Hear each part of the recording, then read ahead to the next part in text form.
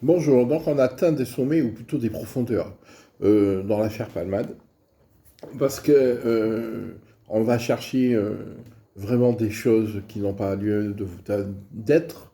Je trouve étrange que le secret de l'instruction en la matière soit quelque peu bafoué, c'est-à-dire que le gars il a droit à la présomption d'innocence en ce qui concerne les histoires de pédopornographie quand on l'accuse et que jusqu'à ce qu'il y ait véracité, ce serait bien qu'on fasse silence.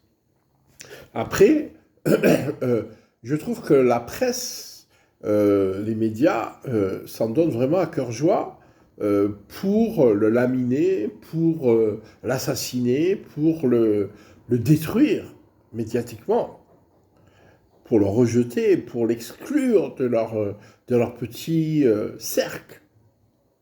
Je trouve étrange aussi le silence de tous les comédiens et de tous les humoristes avec qui il a tourné, avec qui il a partagé, les Debbouze, comment dirais-je, comment elle s'appelle là, les Muriel Robin, toutes ces personnes, ces grands personnages avec qui il a tourné, avec qui, voilà, il a fait le show, qui maintenant se taisent dans les médias et laissent opérer ce lynchage médiatique.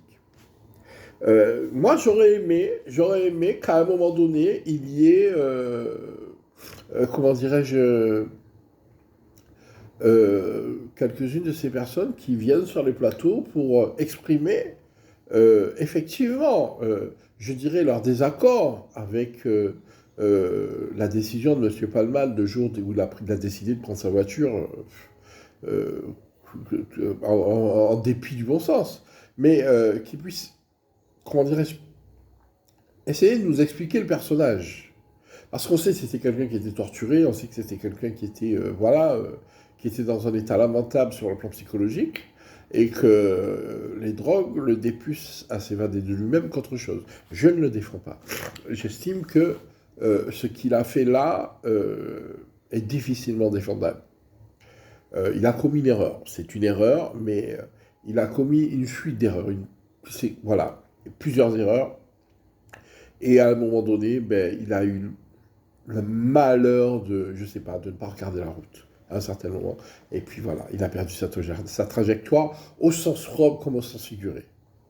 Et le problème, c'est que actuellement, on est en train de le pourrir, mais on oublie que dans le milieu que fréquentait M. Palman, il n'est pas le seul à consommer des stupéfiants.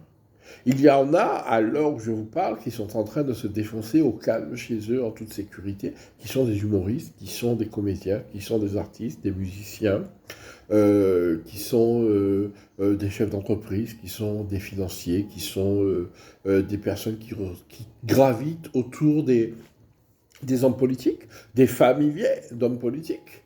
Nous ne serions pas étonnés si demain nous apprenions qu'un cousin ou un frère de M. Darmanin ou un cousin de M. Dupond-Moretti, comment dirais-je, se trouve pris dans une affaire comme ça. On a eu le fils de Mme Taubira, on a eu dernièrement aussi le fils de M.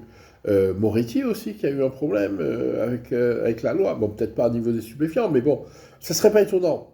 Et étrangement, les journalistes actuellement sont en train d'essayer de faire le buzz en trouvant l'élément le plus sordide qui pourrait être ou qui pourrait être présenté comme tel dans la vie de Pierre Palmade pour faire le buzz à la télé, mais personne ne se pose la question de savoir comment dans le milieu de Pierre Palmade, qui est le milieu du showbiz, hein, le milieu de la finance, ce milieu de la jet society aisée, cossue et bien pensante, soi-disant, comment circule la drogue, les drogues dans ces milieux-là. Quelle est l'incidence de la cocaïne dans ces milieux-là, dans le milieu artistique, dans le milieu de la musique, dans le milieu du théâtre, du cinéma, dans certains milieux politiques, dans les milieux financiers, tout ça. Je serais curieux qu'on fasse des investigations et que ces investigations soient menées de manière, je dirais, de manière impartiale. Parce qu'en vérité, là, on fait tout tourner autour de M. Palman comme si c'est lui qui est le diable en personne. Alors qu'à la limite, c'est juste une victime du diable, quelque part. Quelqu'un qui s'est laissé leurrer et qui a signé le pacte de sang sur la peau de chagrin. Voilà. Moi, je suis un peu déçu. Je suis un peu déçu de voir que dans tout le monde du showbiz, qui connaissait pas de mal, parce que c'était quand même une sommité hein, sur le plan du showbiz, c'était l'humoriste le plus. On a dit la semaine dernière, mais c'est peut-être plus le cas maintenant, que c'était l'humoriste préféré des Français. Déjà au départ, j'ai peut-être quelques doutes. Mais bon, on lui a donné ce titre. Mais rien n'est fait pour lui conserver cette qualité. Donc, ce serait intéressant qu'il puisse y avoir une enquête, une véritable enquête, journalistique autant que policière, dans ces milieux-là, milieu de la drogue, milieu de la mode, milieu de la musique, tous ces milieux aisés et snobinards, pour savoir comment circule la cocaïne. Parce que ces gens-là consomment de la cocaïne, ces gens-là consomment des substances, à U et à dia, au vu et au su de tout le monde, et personne ne s'en inquiète. Et ça n'est pas d'aujourd'hui. C'est-à-dire qu'à la limite, Pierre Palmade, même à ce niveau-là, c'est un fait divers.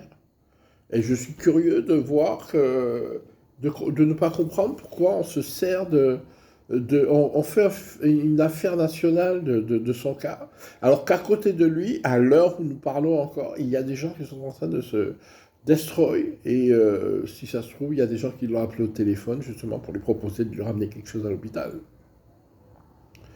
Parce que ça reste quand même une source de revenus, hein, malgré qu'il est à l'hôpital. Donc voilà, moi je pose des questions parce que je trouve que ce lynchage médiatique, il n'a pas lieu d'être. Quelle que soit la gravité des faits, ça reste des faits graves, mais ce lynchage médiatique, il n'a pas lieu d'être. Voilà, bonne soirée.